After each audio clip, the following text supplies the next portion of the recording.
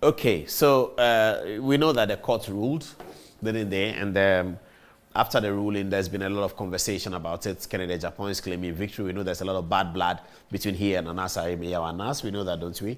And we know Martin Amidu has also had his own relationship with anti-corruption. No one in this country can claim to be a more anti-corruption agent than Martin Amidu. For the former Attorney General went to court on his own as an individual citizen to fight for money that Ghana had with Isopoton, and also to fight to prosecute the Alfred Woyome matter, which came to a head ahead of the 2012 elections. So Martin Amidu has been doing quite a bit of that. Following all of those things, President Akufo-Addo appointed him as special prosecutor, the first one. He got into problems with that situation because of the so-called Ofurata issue with PDS and all of that. And somehow he didn't handle it well, and he was ousted from the office, or he resigned, or he was sacked, or something like that.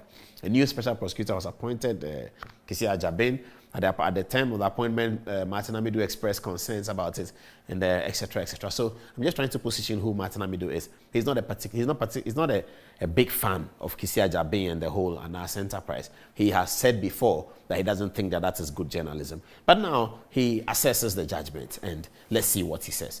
Okay, so we begin with a portion he calls the honesty of Anass in getting another person to represent him. And this is the text. He says, the filing of the action through an attorney as an agent of a principal is not controversial and is enabled by law.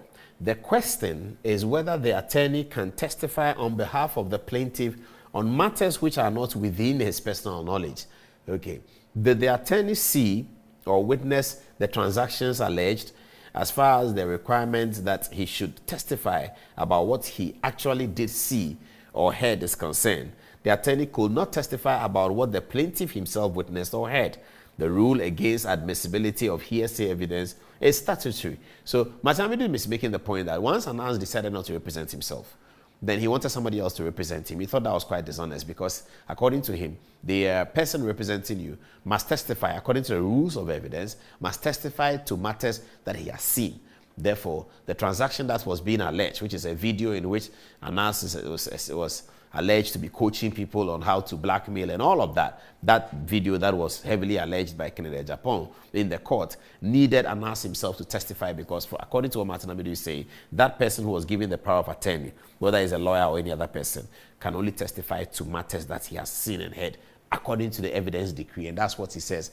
The rule against admissibility of hearsay is statutory. You cannot administer evidence that's based on hearsay. So whoever was testifying for Anass ought to have had knowledge of the matter. If he says that I wasn't there when this recording was done, that is it. The court will take the recording as it is because there's no other contrary evidence to challenge it. And I think that's where Martin Amidu is going. Let's follow him and see where he goes with this.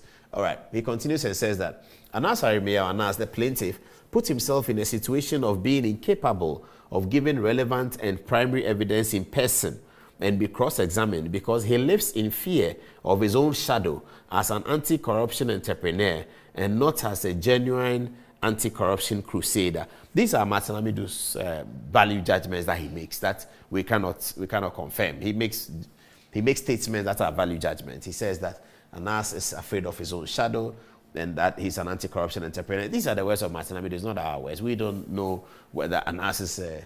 we don't have enough evidence to come to that conclusion. But this is Martin Amidu speaking. He says that Anass is afraid of his own shadow. We don't know why he said that. Anyway, let's move on. He says, Anass thus lost the only opportunity to publicly tell the court his version of the facts within his personal knowledge and to be cross-examined to establish his credibility.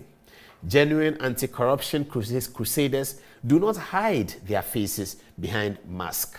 Oh, that's heavy. It says, genuine anti-corruption crusaders do not hide their faces behind masks. He goes on, he talks about Anass and contempt. He said, a losing party or his cohort who impute partiality or impropriety to the judge or court commits the offense of scandalizing the trial judge, the court, and the administration of justice as an institution and are in contempt of court whether or not the losing party subsequently files an appeal against the judgment. Okay, this is very interesting. So Martin Amidu is reminding people that a losing party is in contempt of court if he says things that scandalize the court. And he's alleging that this is what Anass has been doing, and therefore filing an appeal, which we heard they're going to do, does not emasculate them of that situation. They will still have to be responsible, according to him, for being contemptuous of the court, having run commentary after losing the judgment, which, according to Martin Amidu, brings the name of the institution of the trial judge into disrepute. Okay.